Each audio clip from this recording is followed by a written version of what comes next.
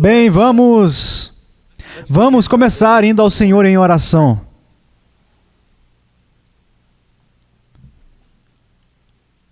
Pai, eu me achego diante de Ti em nome do Teu Filho, e eu sei que a parte dele, nós não temos parte contigo.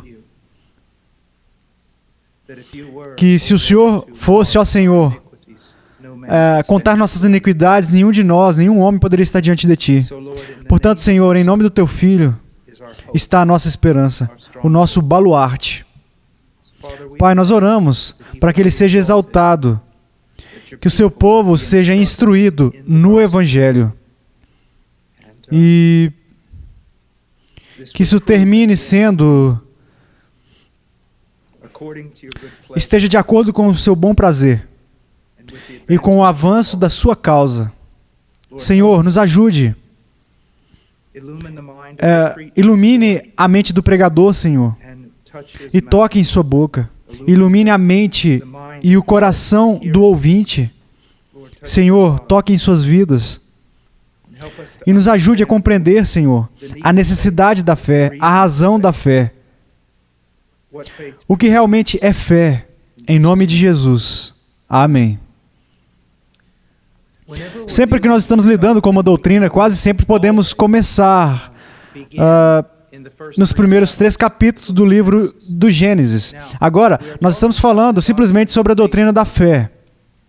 Então eu quero que nós possamos ir até Gênesis no capítulo 13. Nós vamos ver um dos maiores argumentos em todas as Escrituras com relação à fé somente. No versículo 1 do capítulo 13. Agora, mas a serpente, mais sagaz que todos os animais selváticos que o Senhor Deus tinha feito, disse à mulher: é assim que Deus disse? Não comereis de toda árvore do jardim? Respondeu-lhe a mulher: do fruto das árvores do jardim podemos comer, mas do fruto da árvore que está no meio do jardim, disse Deus: dele não comereis, nem tocareis nele, para que não morrais. Então a serpente disse à mulher: é certo que não morrereis, porque Deus sabe que no dia em que dele comerdes se vos abrirão os olhos, e como Deus sereis conhecedores do bem e do mal. Vendo a mulher que a árvore era boa para se comer, agradável aos olhos e árvore desejável para dar entendimento, tomou-lhe do fruto e comeu, e deu também ao marido, e ele comeu. Abriram-se então os olhos de ambos, e percebendo que estavam nus, coseram folhas de figueira e fizeram cintas para si. Agora, eu quero que vocês leiam o versículo 24. E expulso o homem colocou querubins ao oriente do jardim do Éden, e o refulgir de uma espada que se resolvia para guardar o caminho da árvore da vida. Agora, muitos teólogos apontaram algo que é muito importante aqui. Se vocês olharem para o mandamento que Deus deu ao homem, e em determinado sentido, em um sentido muito limitado, nós podemos dizer: como é mesmo sensato, como isso tem algum significado, por que Deus daria tal mandamento? E muitos teólogos argumentariam que a razão pela qual Deus deu essa ordem é porque, em última análise, a nossa visão de Deus é determinada ou provada pelo fato de acreditarmos ou não nele. Você entende? Não se trata apenas de tratar uma ordem como algo superficial ou insignificante. Era uma questão de saber se eles iriam ou não crer em Deus. E sem fé é impossível agradar a Deus. A razão pela qual a fé é tão importante é porque é uma proclamação da nossa crença ou da nossa dúvida no que Deus diz a respeito de si mesmo. Deus, Ele poderia me dar um mandamento simples como este para não comer de determinada árvore. Mas a verdadeira questão é o que eu creio a respeito de Deus. E aqui nós podemos ver que Adão e Eva não acreditavam no caráter de Deus. Eles não criam que Deus era quem Ele dizia e diz que é. E no final das contas é disso que se trata. A razão pela qual a incredulidade é uma farsa é que o pecado, ele é muito vil. Isso tudo é porque é uma denúncia, porque está demonstrando que nós não acreditamos no caráter de Deus. E isso tem ramificações para a salvação, ramificações para a santificação da vida diária do cristão. Deixa eu dar um exemplo. É um que eu uso com bastante frequência. Eu tenho um amigo no Peru. Quando eu morei lá, durante uns tempos muito difíceis, ele era um amigo muito fiel, tanto quanto você pode imaginar. Ele me protegia. Eu me lembro de uma vez que nós estávamos atravessando o deserto e eu não tinha água, e eu estava quase desmaiando. E ele correu mais ou menos 1 quilômetro, ele pegou cactos e cortou esses cactos e tudo mais e colocou na minha boca. Quer dizer, ele era um cara que ele literalmente se entregava ao serviço de me auxiliar. Agora, se ele corresse para essa sala aqui agora e dissesse, me dê as chaves do seu Jeep, eu daria a ele as chaves do meu Jeep. E se você disser, mas ele não disse a você o que vai fazer com o seu Jeep, então por que você deu as chaves para ele?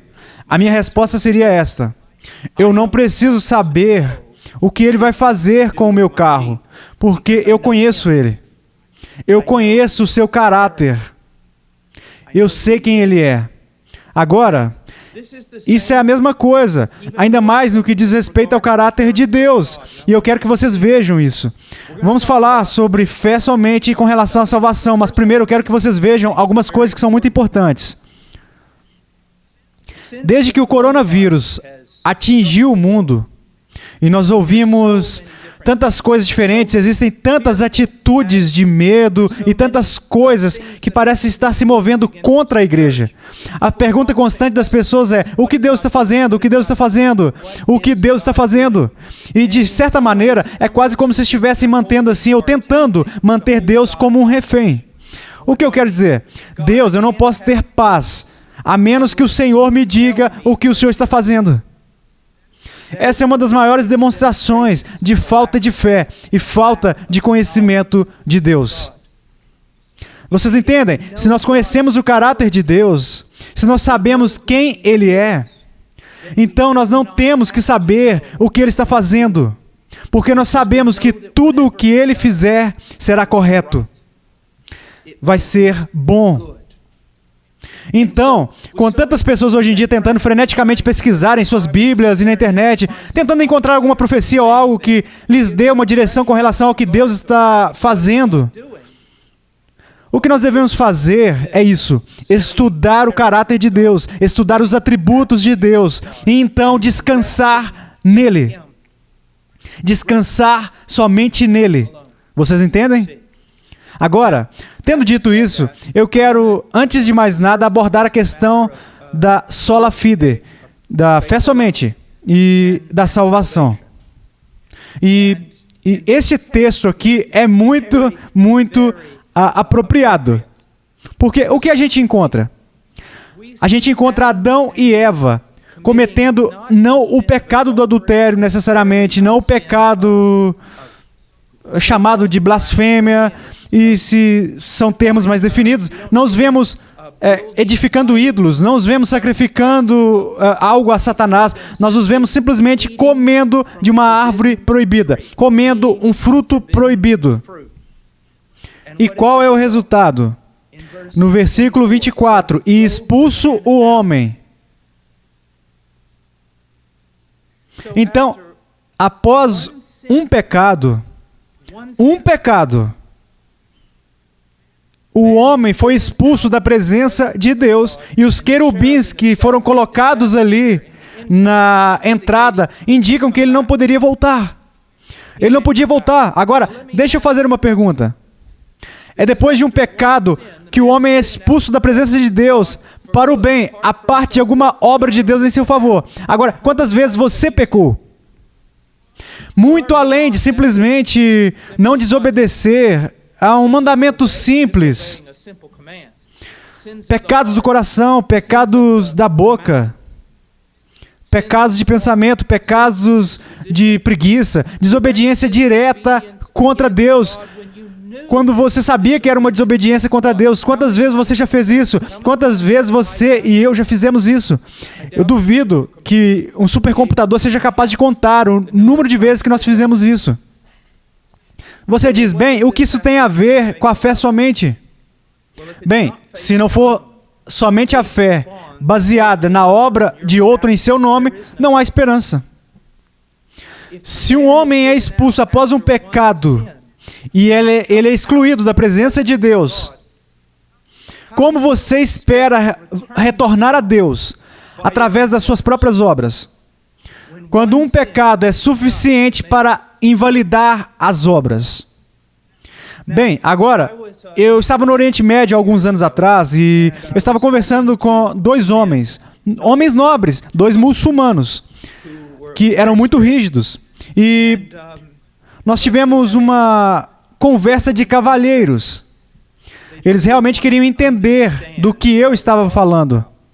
Então, eu fiz a eles essa pergunta. Eu disse, como você é salvo?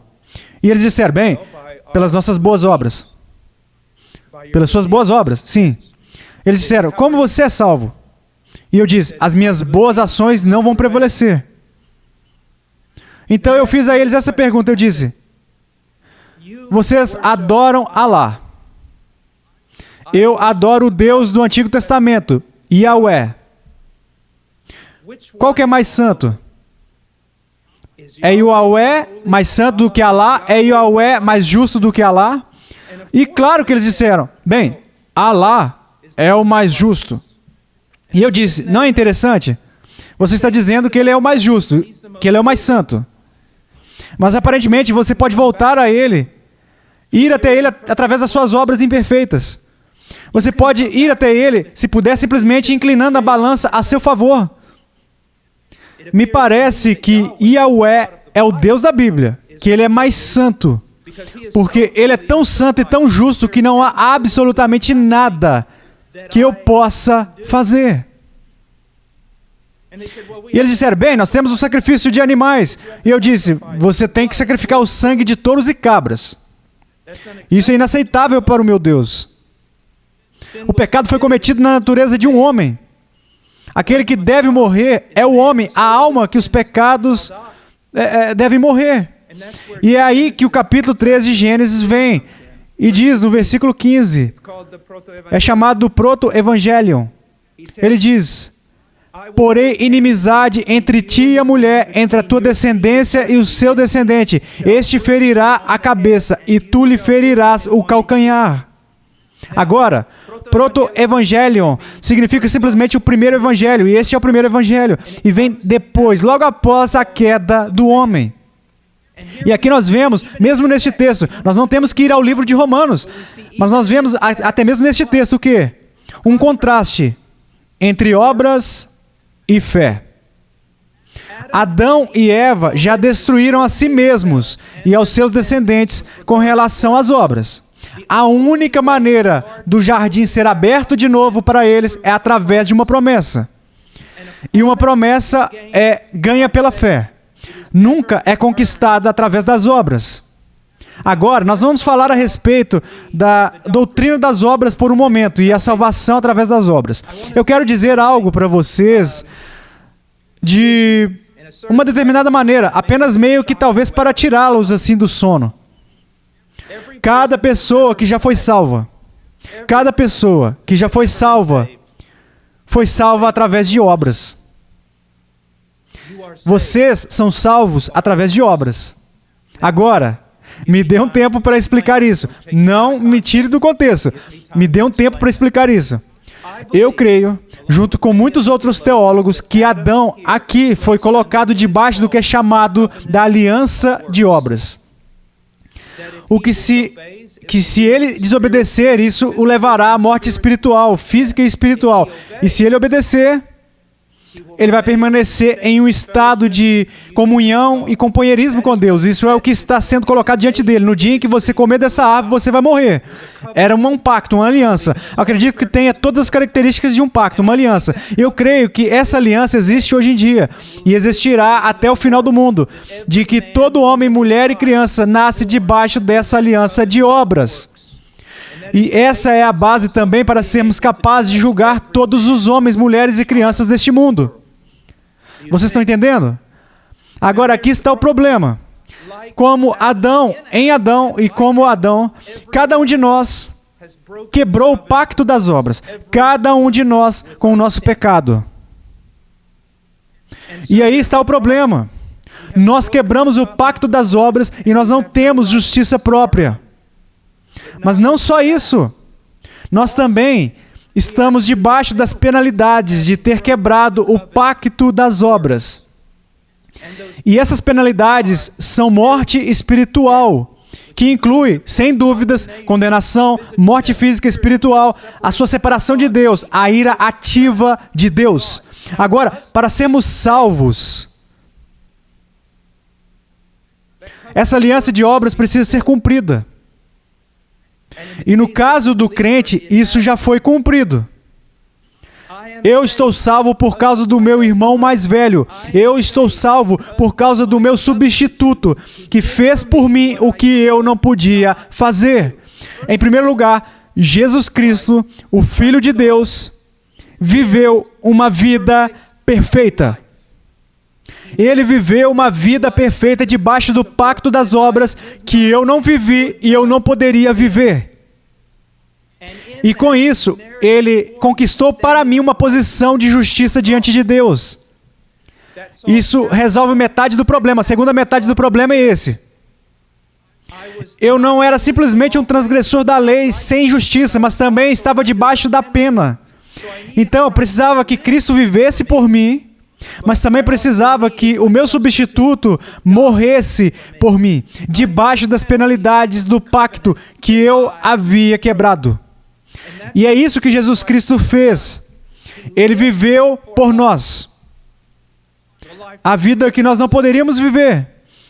E devido à justiça merecida diante de Deus, Ele morreu por nós, debaixo das penalidades da aliança que nós quebramos. Ele fez uma obra perfeita, e essa obra perfeita se torna nossa. Como? Pela fé em Jesus Cristo. Somente pela fé. E aqui, não apenas no livro de Romanos, mas aqui nós vemos o contraste das obras, a parte da fé. A fé nessa primeira promessa, o proto-evangelho, a primeira promessa do evangelho. Pela fé nisso, nós somos salvos. Então, quando você está falando com alguém a respeito da salvação somente pela fé, sim, você pode apelar para a lei. Sim, você pode apelar para os versículos que apontam o pecado. Mas, antes de tudo, você precisa apelar para o caráter de Deus. Visto que Deus é santo, santo, santo. Visto que Deus é justo. Um pecado, e somente um pecado, é suficiente para quebrar a comunhão entre Deus e o homem. E isso não pode ser restaurado através da obra do homem. Só pode ser através da fé somente na obra perfeita do Filho de Deus em favor do homem. É por isso que eu estou sempre dizendo isso. Há uma jovem linda, cristã na nossa igreja, mas ela luta com a segurança da salvação. E a única coisa que eu estou sempre lembrando a ela é isso aqui, ó. Há apenas um herói nessa história. Há apenas um herói nessa história. E é Jesus Cristo. Reivindicar para si mesmo alguma obra que o trará de volta para Deus é colocar Cristo de lado e reivindicar a si mesmo como um herói. Mas há apenas um herói nessa história. Como Jonas aprendeu, a salvação vem do Senhor. E o nosso Salvador era homem, mas também Senhor. Ele era Deus no sentido mais pleno e completo do termo. Deus fez a nossa obra. E essa obra se torna nossa somente pela fé. Agora, tendo dito isso, vamos simplesmente olhar para outra passagem. Vamos olhar para Salmos 130. Salmo 130, versículo 3. Se observares, Senhor, iniquidades, quem, Senhor, subsistirá? Bem, se levarmos essa escritura no contexto das escrituras, Voltaremos a Gênesis capítulo 3. E nós sabemos que a resposta é ninguém. Ninguém pode subsistir. Porque o Senhor só tem que considerar uma iniquidade. E você e eu temos mais iniquidades do que poderíamos imaginar. Apenas a onisciência infinita. Apenas a onisciência de Deus conhece o grau em que nós pecamos. Apenas um Deus justo e santo pode determinar o quão hediondo o nosso pecado tem sido. Nós nem temos a menor ideia, mas sabemos disso pelas Escrituras. Se Ele considerar o nosso pecado, as nossas iniquidades, ninguém subsistirá. Ninguém. De novo, a nossa única esperança é Cristo. Cristo. Cristo. Agora, deixa eu dar uma outra ilustração que acho que pode ser útil.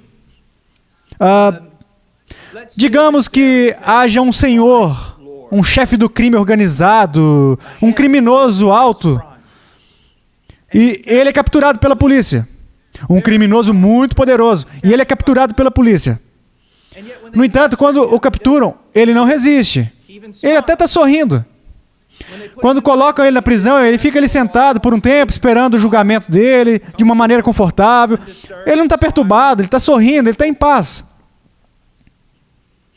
Quando estão levando ele para o tribunal, ele está completamente em paz, ele está até alegre.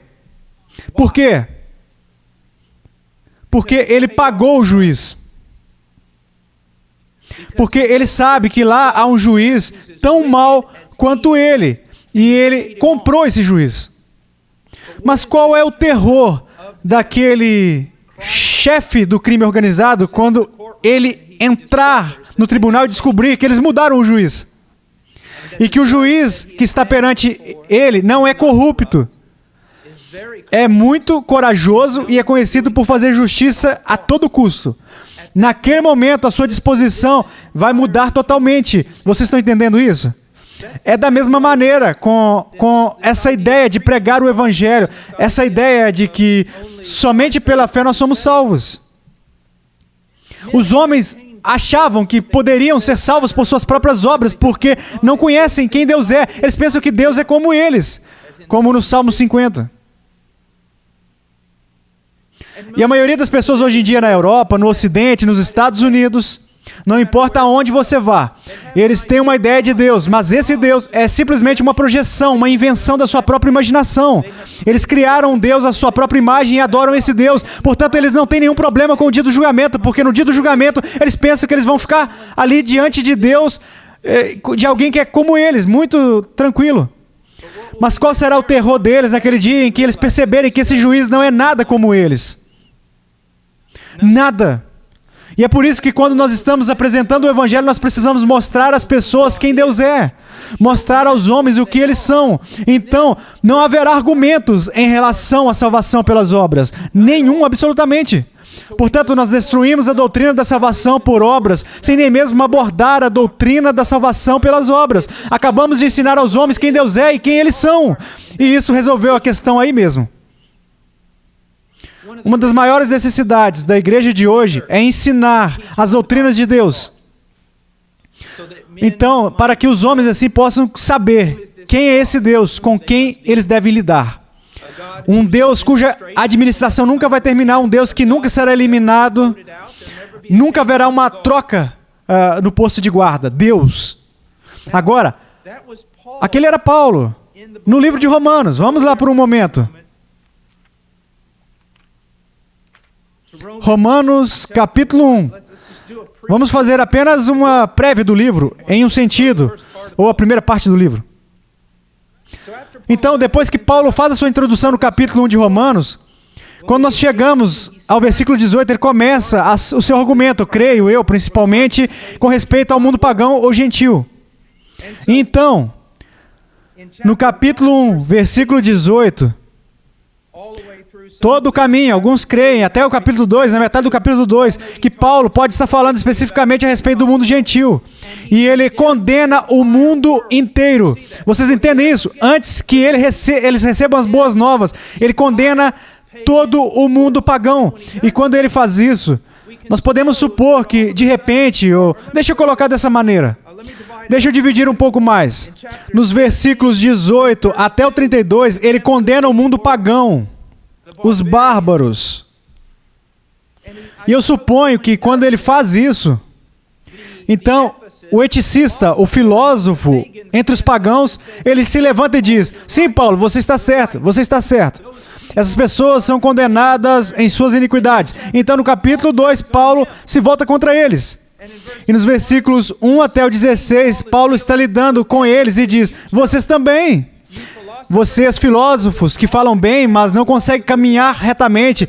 Vocês que falam alto, mas vivem de maneira humilde. Vocês também são culpados.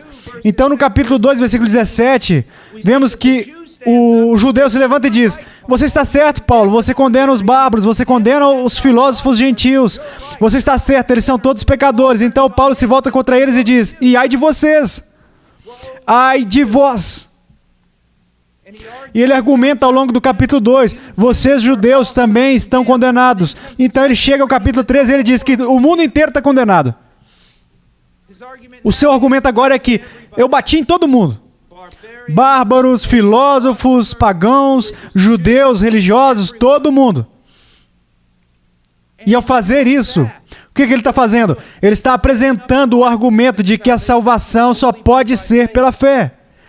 Que quando um homem consegue uma verdadeira visão até Deus e uma verdadeira visão de si mesmo, não há outra conclusão. Na verdade, você só tem duas opções. Uma, somos condenados sem esperança, ou duas, Deus nos salvou. Deus fez isso. E nós chegamos ao argumento clássico no capítulo 3, versículo 10. Eu não vou ler até o fim, mas vocês podem ver que ele segue como está escrito: não há nenhum justo sequer. E veja o que ele diz: nenhum. É quase como se Paulo estivesse antecipando uma objeção de algumas pessoas. Ele vai: não há ninguém justo. Então alguém vai se levantar e dizer: sim, Paulo, você está certo, a maioria das pessoas não são justas. Ele diz: não há nenhum justo. E a justiça tem a ver com ser reto, honesto, com relação a um padrão. Então, a natureza de Deus e a vontade revelada de Deus, o seu padrão, ser justo significa que você está conformado a isso, mas não há ninguém dessa forma. Ele diz que ninguém é justo. Às vezes, quando eu estou viajando de avião, isso já aconteceu, eu acho que umas 2 vezes. Muitas vezes, quando eu estou viajando de avião, eu abro o Novo Testamento grego meu. Por quê? Porque isso atrai atenção. A pessoa sentada do lado fica tipo: o que você está lendo? Russo? O que é isso aí? E eu sei que isso vai iniciar uma conversa. E algumas vezes eles me perguntam, depois de eu compartilhar um pouco a respeito do cristianismo, eles me perguntam: bem, então o que eu tenho que fazer para ir para o céu? E eu vou e digo isso: isso é fácil. Você tem que ser perfeito, justo, moralmente puro, sem um desvio sequer, de uma pureza moral absoluta, do momento que você nasceu até o momento que você vai morrer. Então eu simplesmente paro a conversa e começo a ler de novo. E eu posso ver a pessoa no canto do olho assim, periférico. Eu espero. O que você está dizendo? E 2 vezes alguém deu um tapinha assim no meu ombro de novo e disse: o que você acabou de dizer? Quer dizer, eu não estou entendendo você. E eu disse: sinto muito. Para você ir para o céu, você precisa ser moralmente perfeito. Absoluta perfeição moral. Do momento que você nasce até o momento que você morre. E 2 pessoas me disseram: bem, ninguém é assim. E eu digo: bem, então você tem um problema, não é? E eu simplesmente volto a ler. Então, você senta ali, e essa pessoa senta ali e fica pensando: bem, o que ele está dizendo? O que eu tenho que fazer? E eu digo: agora você está aprendendo o Evangelho. Não há nada que você possa fazer. Mas Deus fez algo e te chama para você confiar nisso. Vocês estão entendendo? Se lançar sobre Ele. Rolar sobre Ele. Cristo e somente Cristo. Então Paulo diz que não há nenhum justo, nenhum sequer. Não há quem entenda, não há quem busque a Deus. Todos eles se voltaram contra, eles se tornaram inúteis. Não há ninguém que faça o bem. Não existe nem mesmo um. Quase todas as pessoas para as quais eu testemunho nas ruas que não são cristãs, eles vão testemunhar que eles têm boas obras. Eu vou testemunhar, quero dizer, eu vou lutar com você com unhas e dentes. E essa é a religião do nosso mundo de hoje em dia. Que Deus é leniente e eu sou bom. O fato é que Deus vai julgar todo e qualquer homem com a mais estrita justiça. E ninguém é bom. E você diz, quando você determina quem Deus é nas Escrituras, então você determina o que o homem é nas Escrituras, então a fé é a única opção. Não a fé em si, porque a fé sozinha não expia o pecado, mas a fé na expiação de Deus pelo pecado, que é Jesus Cristo, o justo. Ok, agora, então nós poderíamos passar agora pelo capítulo 3, capítulo 4, capítulo 5, e é tudo a respeito da fé somente fé. Mas se você for uma pessoa razoável, se você for um ser senciente, vai perceber que já resolvemos esse problema. O homem não pode salvar a si mesmo. O homem não pode adicionar uma obra sequer para a obra de Cristo. É somente Cristo. O que eu estou testemunhando aqui para as pessoas, eu sempre digo isso, ó. Eu vou falar com eles sobre a minha vida como missionário, sobre como começar orfanatos, esse tipo de coisa. E só para chegar no fim, concluindo, se eu morrer agora, eu vou para o céu. E geralmente eles estão balançando a cabeça, sim, você alimentou crianças, você fez orfanato, sim, você vai para o céu. Mas eu posso dizer a eles, se eu morresse agora, eu iria para o céu por nenhum desses motivos. Se eu morresse agora, eu iria para o céu por uma única razão, Jesus Cristo derramando o seu sangue para os pecadores. Eu estive no funeral do meu tio há vários anos atrás, e ele era um membro de uma igreja luterana, e eu não sabia se era uma igreja liberal ou uma igreja conservadora. E o meu tio era um homem muito, muito gentil, um tanto gentil, muito gentil. E enquanto eu estava sentado lá, o pregador se levantou e começou a falar sobre o meu tio. Ele falou a respeito como ele era tão bom, como ele era tão amoroso, como ele servia a todos na congregação. E ele continuou falando isso por 20 minutos. E eu fiquei cada vez ali mais irritado. Eu estava pensando, esse homem vai dizer que o meu tio está no céu porque ele era um homem tão bom. E eu estava ali simplesmente me preparando. E depois que esse pastor luterano passou 20 minutos falando a respeito como meu tio era maravilhoso, ele disse, e este homem agora está no céu. Por nenhuma das razões que eu mencionei nos últimos 20 minutos. Ele está no céu porque Jesus Cristo morreu pelos pecadores. Eu quase pulei da cadeira, eu corri pelo corredor, eu queria abraçar ele. Eu estava tão feliz de ouvir aquele sino gospel, ouvir ele tocar assim tão alto e de uma forma tão clara. Foi uma bênção maravilhosa. Às vezes as pessoas me perguntam, por que você gasta tanto tempo pregando? Você prega mais sobre as pessoas serem pecadoras do que sobre o inferno. E eu sempre digo isso, a maioria das pessoas crê que existe algum tipo de inferno. Elas simplesmente não creem que estão indo para lá porque não acreditam que são pecadoras. Ou elas não creem que estão indo para lá porque não conhecem quem Deus é. Então eu vou pregar sobre Deus e o que é um pecador. Agora, com o passar do tempo aqui, eu estou tentando acertar muitas coisas, mas eu quero meio que mudar por simplesmente um momentinho. Eu quero falar a respeito do que é a fé, porque as pessoas têm um terrível mal entendimento sobre a fé. Existe a ideia filosófica que você vai ouvir ser pronunciada de novo e ser usada contra a fé cristã, de que a fé é um salto no escuro. Não é absolutamente um salto no escuro. Nunca diga a ninguém que a fé é um salto no escuro, porque você contradisse as Escrituras completamente. Você não está ensinando doutrina cristã quando diz que a fé é um salto na escuridão. A fé, na verdade, é um salto na luz. E há uma grande diferença. Agora, eu quero que nós vamos para o capítulo 11 de Hebreus, onde nós vamos ver o que realmente a fé é.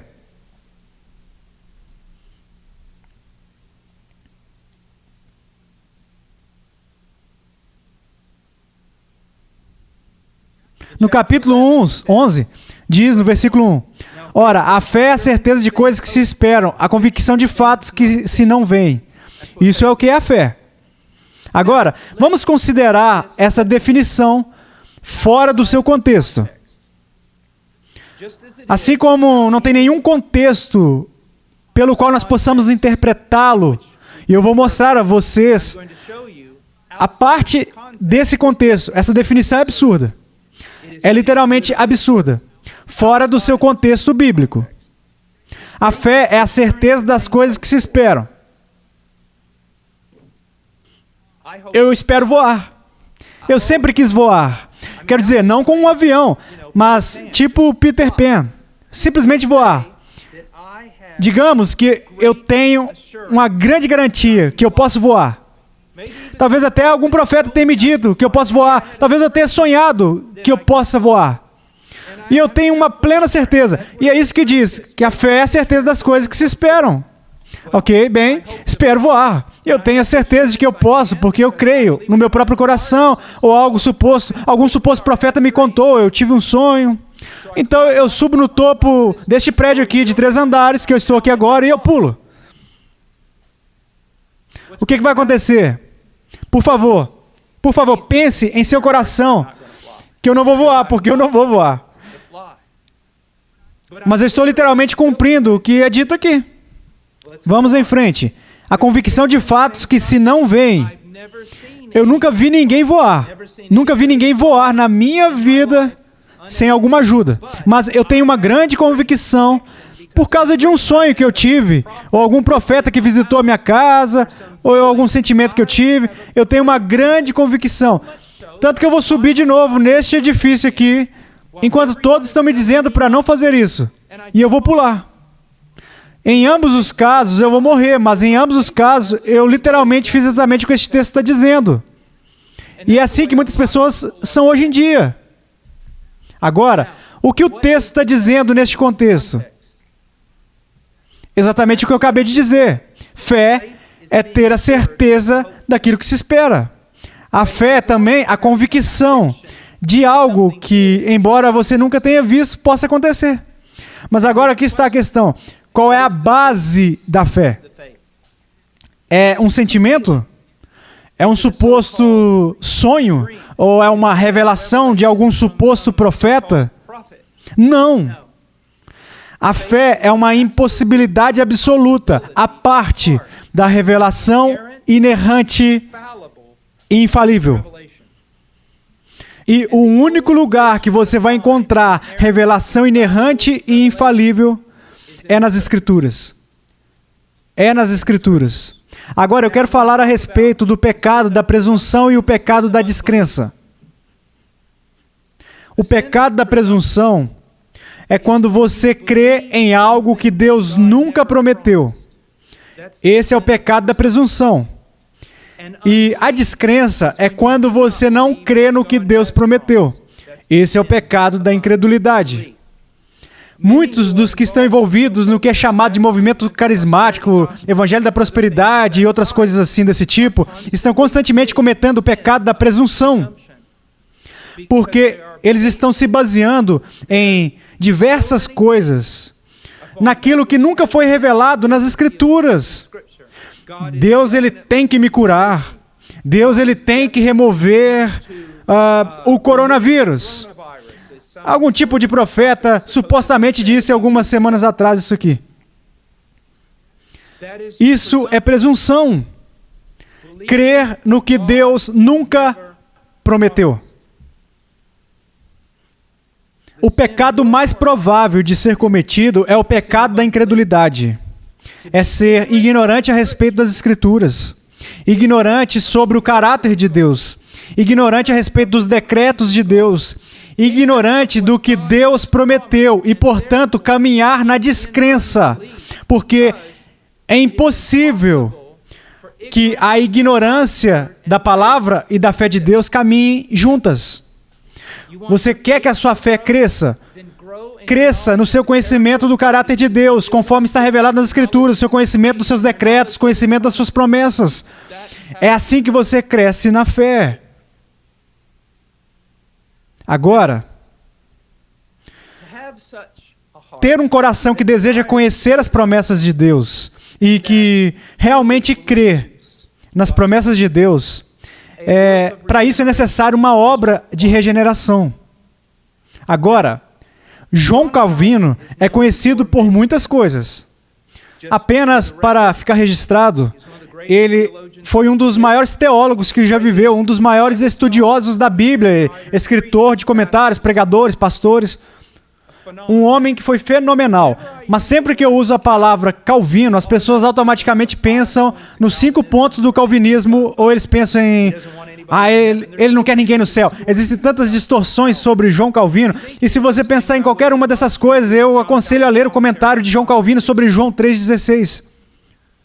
Mas Calvino fez tantas outras contribuições no seu estudo das Escrituras, e uma delas é em relação à epistemologia, como nós sabemos o que sabemos, como cremos.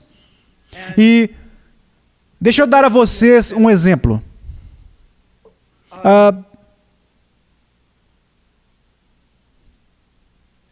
Há um homem que eu conheço lá nas montanhas do Peru, que ele, basicamente, ele era um católico pagão.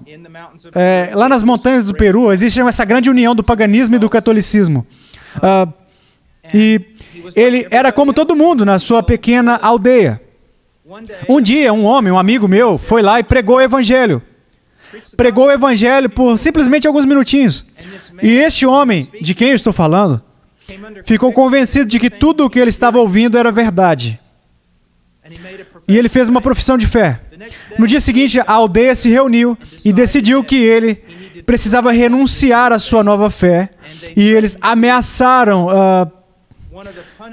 uma das punições na área era derramar água fervendo sobre o seu corpo. Ou cobrir ele com urina de cabra, coisas terríveis assim, é muito comum. E eles decidiram que isso é o que eles precisavam fazer com este homem. Eles iam queimar ele com a água fervendo. Despejar água sobre o corpo dele até que ele acabasse, morresse. E ele se recusou a se retratar. Ele continuou dizendo, Jesus é o único caminho, Jesus morreu pelos meus pecados, e eu vou morrer, mas não vou desistir disso. Agora aqui está uma ótima pergunta. Como que é isso? Esse homem, que não tinha conhecimento de apologética, nem mesmo de onde realmente ficava Jerusalém. Mesmo assim, ele escutou alguém falar por 20 minutos a respeito do Evangelho. E naquele momento, ele estava pronto para morrer, uma morte torturante por causa do Evangelho. Como que isso acontece? Apenas uma explicação. E João Calvino provavelmente dá a melhor explicação. Na obra de regeneração, o Espírito Santo testificou a esse homem que o Evangelho que ele estava ouvindo era verdade. Foi uma obra do Espírito Santo. Então, a fé também é impossível sem uma obra do Espírito Santo, uma obra regeneradora do Espírito Santo, na qual ele testifica o fato de que a mensagem do Evangelho nas próprias Escrituras é verdadeira. Mas observem que no centro disso está a palavra, a palavra, a palavra. Deixa eu fazer uma pergunta. Vocês se consideram pessoas de fé? Quanto tempo, todos os dias, vocês gastam lendo as Escrituras? Quanto do que vocês creem está baseado no que está escrito? Essa é uma questão muito, muito importante. O que é fé? Bem, é isso. A certeza do que você espera. Porque o que você espera está fundamentado nas Escrituras. É a convicção de fatos que se não veem. Coisa que você nunca viu, mas você crê porque Deus falou nas Escrituras. E o Espírito Santo, que regenerou o seu coração, também está dando testemunho da veracidade das Escrituras. Agora, eu quero finalizar com uma ilustração da fé. E acho que é melhor em toda a Bíblia. Capítulo 4 do livro de Romanos.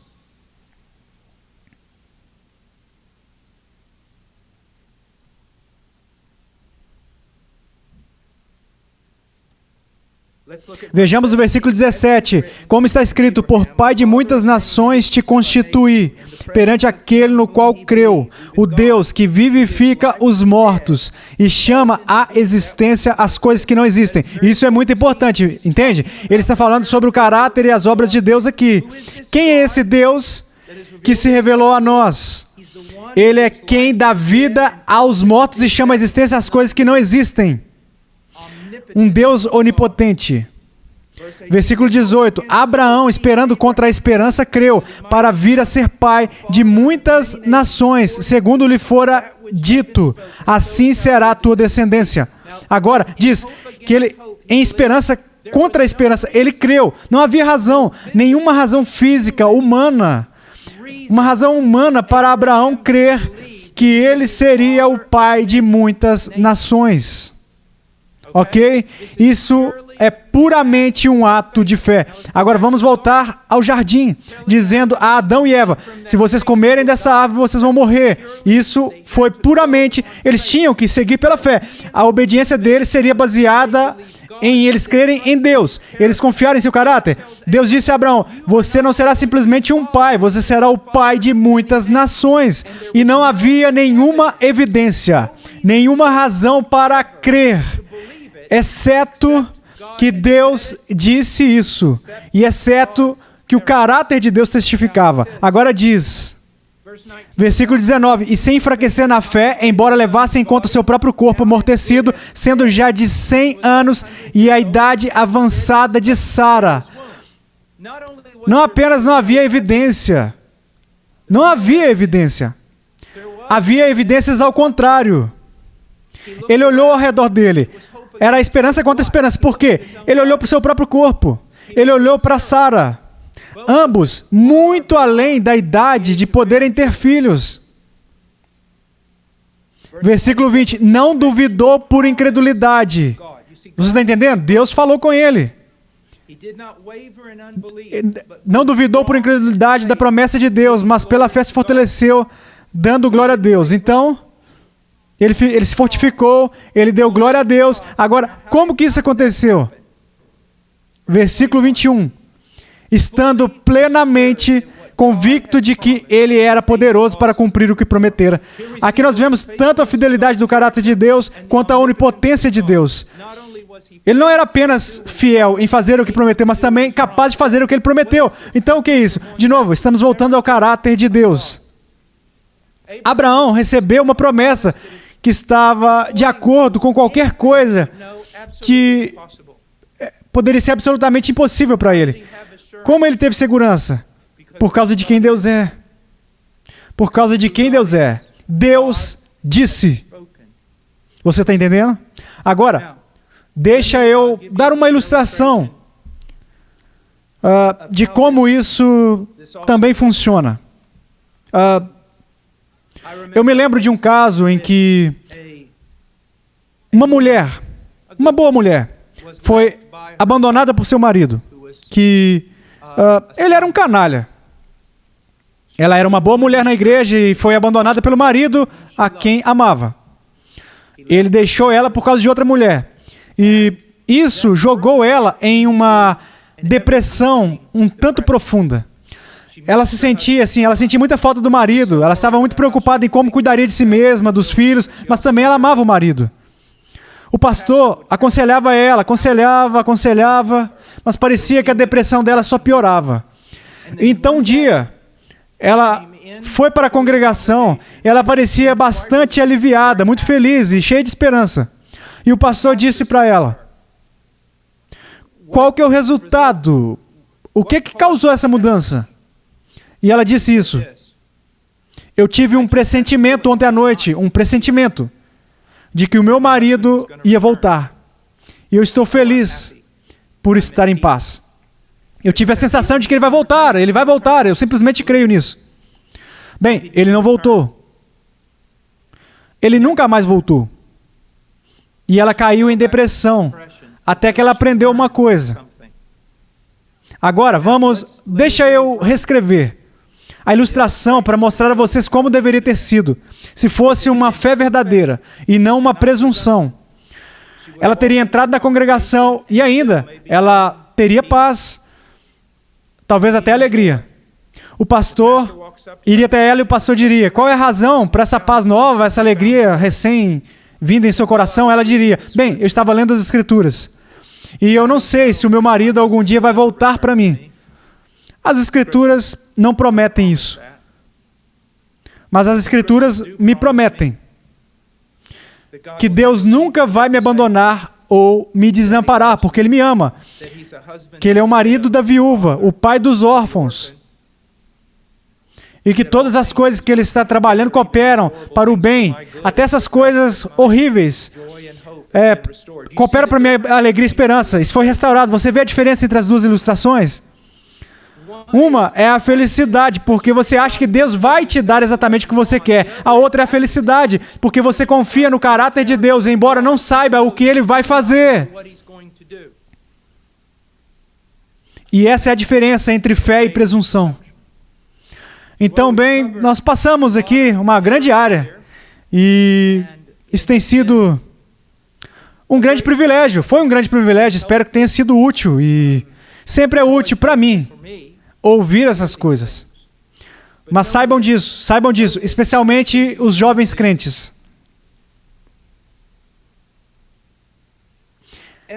Tudo começa com a palavra de Deus. Tudo começa com as Escrituras. E uma das maiores doenças, mesmo entre aqueles que são verdadeiramente cristãos, é que nós não conhecemos a palavra de Deus. Recolhemos pequenos pedacinhos aqui, pedacinhos ali, mas isso não basta. Também saibam disso, que a principal obra de um pastor é a palavra de Deus. Ele estuda a palavra de Deus para pregar a palavra de Deus. Pregar no púlpito, pregar de casa em casa, pregar atrás de uma mesa dando conselhos, pregar nas ruas, mas a principal obra do presbítero, do ancião, é conhecer a palavra de Deus e proclamar a palavra de Deus. Até mesmo quando os presbíteros estão dirigindo a igreja, é uma proclamação do que Deus disse em sua palavra. Um ancião não tem o direito de fazer o que quiser com a sua igreja, nem com a congregação, é a igreja de Cristo. E eu só quero dizer algo bem rápido para que vocês entendam. Uma das razões pelas quais muitos presbíteros não se entregam a isso é porque nós perdemos o ministério dos diáconos. Agora, eu vou simplesmente dizer isso. É necessário ter diáconos na igreja que possam cuidar de todas as necessidades materiais, do prédio, das pessoas, distribuir alimentos, cuidar dos problemas, fazer visitas, todos os tipos de coisas, para que os presbíteros possam gastar o tempo deles na palavra de Deus, estudando a palavra de Deus e anunciando a palavra. E vocês, como cristãos, têm a obrigação, acima de todas as outras obrigações, de conhecer a palavra de Deus.